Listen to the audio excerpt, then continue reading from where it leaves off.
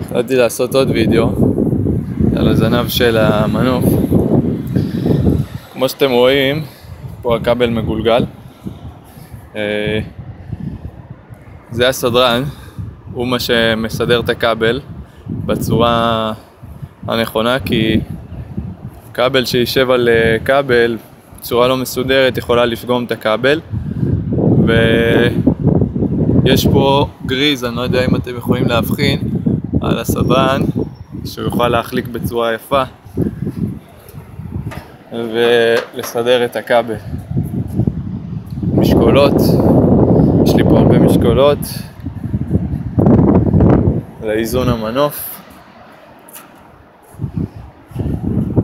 זהו, אני אוהב לבוא לפה בבוקר, לבדוק שכל הפינים מחוברים כמו שצריך לאורך כל המנוף. זה משהו שהמנופאי צריך לעשות לפני יום עבודה. גם האוויר, לפחות עכשיו, המזג האוויר הוא תקין ואפשר לצאת. ממש כיף בבוקר להתחיל ככה את היום. מה שעוד יפה ואני אוהב לעשות זה להסתכל מפה על המנוף. אני לא יודע אם רואים את זה במצלמה, אבל יש איזשהו פיתול כזה במנוף, כי המנוף הוא לא ישר. עכשיו יש איזושהי זווית לזרוע, קצת מורמת למעלה.